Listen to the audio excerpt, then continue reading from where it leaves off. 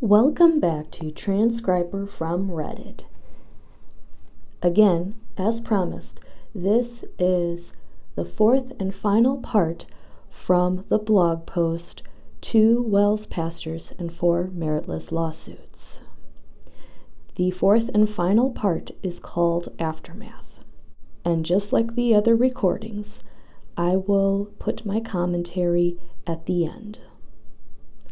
Thank you for sticking with me as I covered this blog post. Part 4, Aftermath. Immediately after the court dismissed Pastor Glendy's case, Attorney Moorer suggested that Skorczewski and the 2 church staffers should voluntarily dismiss their own virtually identical cases. Parentheses, because Pastor Glendy's case took so long, the other 3 cases were rescheduled to a later date. End parentheses. However, Skorczewski and the 2 church staffers refused to dismiss their cases and instead attempted to negotiate a settlement out of court. However, Jonathan refused to give up any of his legal rights in return for them agreeing to dismiss their cases.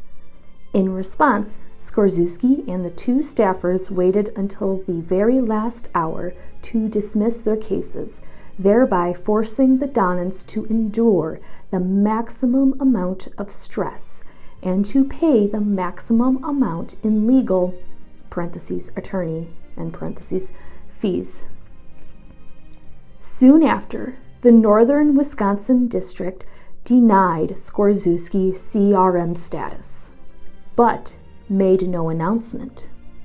In congregational meetings at both St. Peter and the Corps, Skorczewski then advised the congregation that they should move on without him. In parentheses, title, Around the Council Table, November 2013 Church Newsletter, end parentheses. The November 2013 Church Newsletter also had a special section entitled Moving Forward at the Core, which stated, quote, "The announcement has been made that Ski will not be returning to that position, parentheses, pastor at the Core, in parentheses. Although he applied for it, his reinstatement to the pastoral office was not granted at this point. In a special meeting at the Corps, Ski expressed his appreciation for the opportunity to serve in our midst, but encouraged all in attendance to move forward. That is the intent of our leadership on both campuses. We will continue to pray for Ski, his family, and his reinstatement." End quote. Shortly after that, Skorczewski applied for CRM status a second time. This time, the Northern Wisconsin District granted Skorczewski CRM status, parentheses, under the condition that he not be a pastor in the Northern Wisconsin District, end parentheses.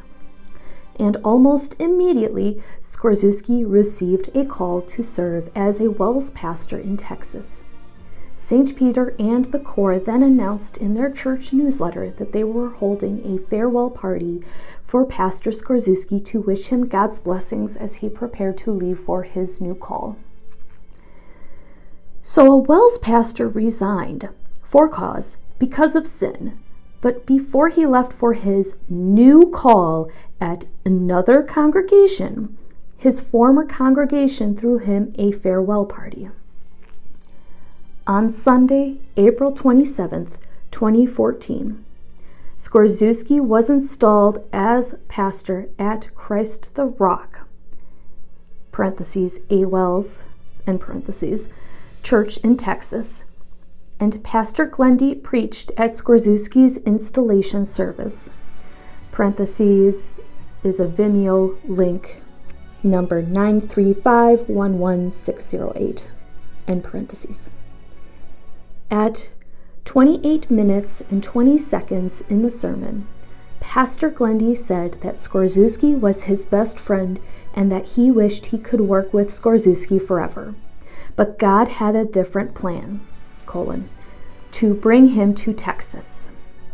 At about 28 minutes into the sermon, Pastor Glendy said, quote, "I'm sure down the road or in the course of time, you'll hear a great deal about what it is that God used to bring him here. It's an amazing story." End quote.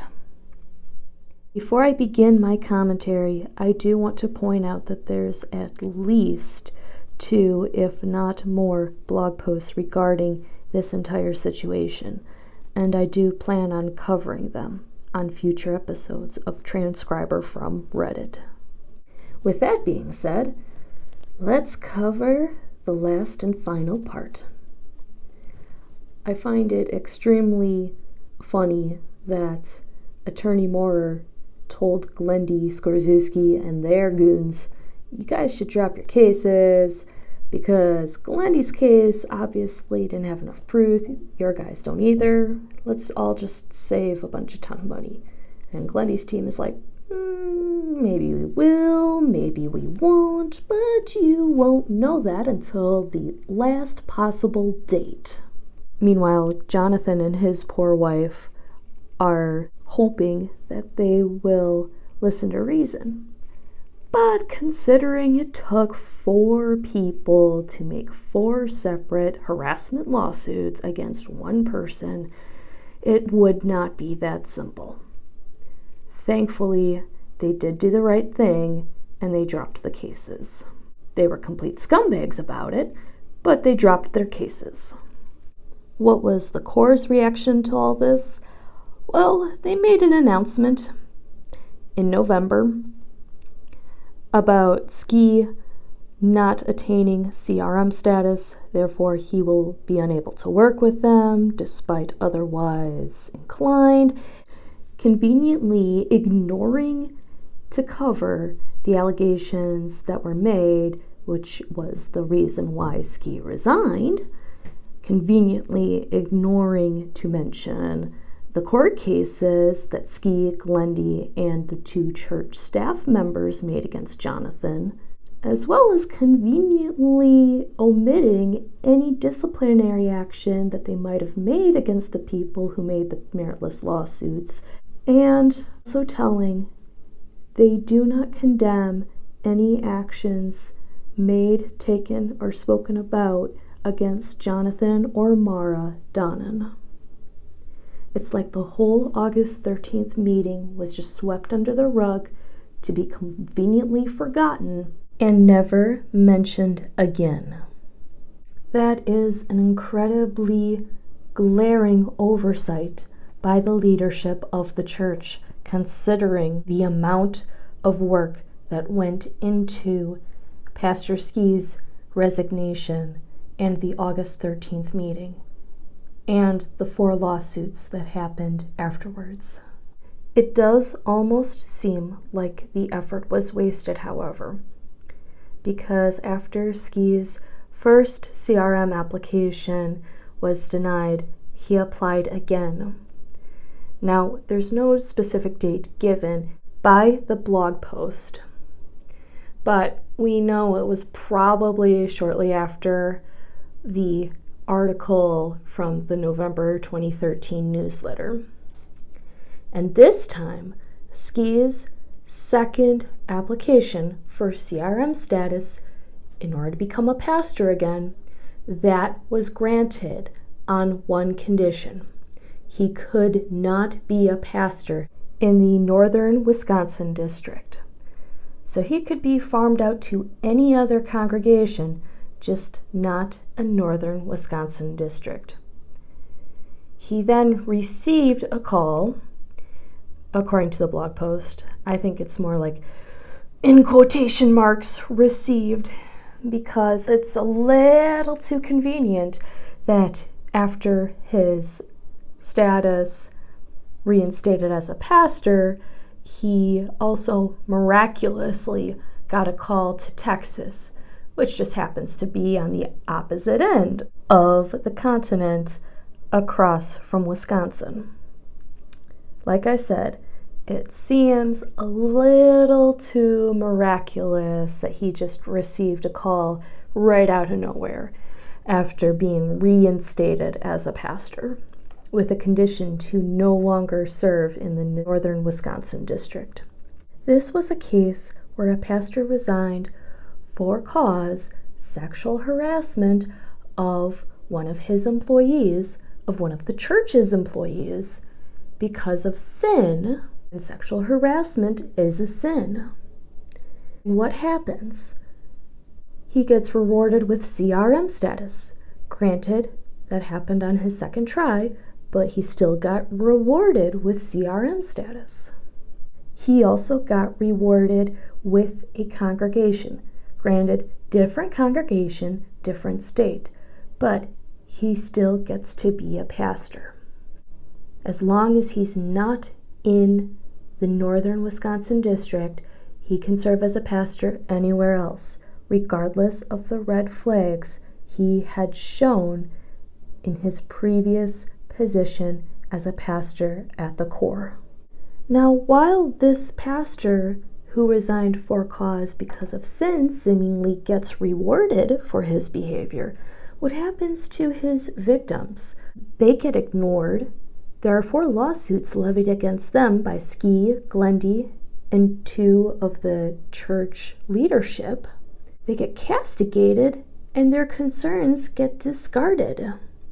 Regardless of who received the sexual harassment and who received the lawsuits, both the husband and his wife are victims here. And the fact that they have been brushed under the rug by the synod is alarming. Ultimately, this is the reason why I chose to make a video on this series. Regardless of denomination, regardless of ministry, or what we think we see as impact on ministry, this should not have happened, and this needs to be brought to light.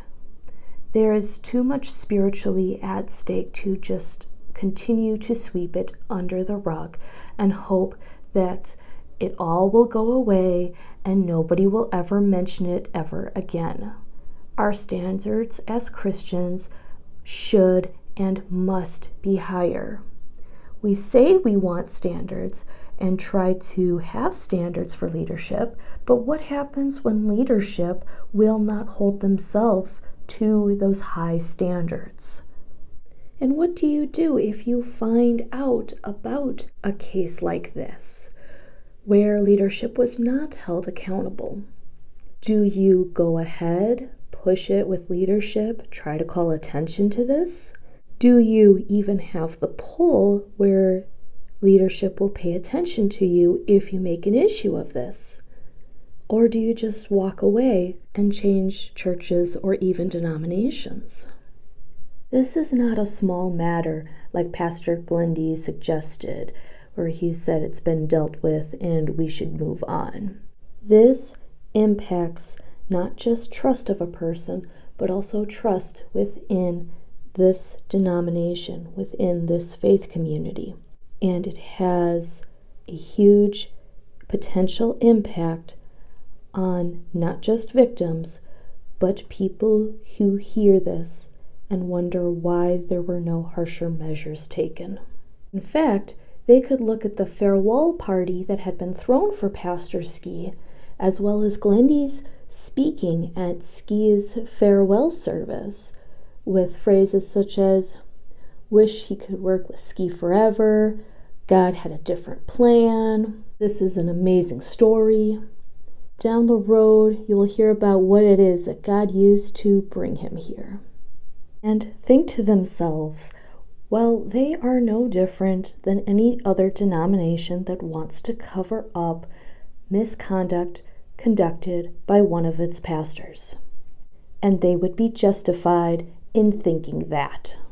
From now on, I am going to take a closer look, not just at this case, but at also the WELS' stance on CRM status altogether as a whole, and if there have been other similar cases to this and how they have been handled.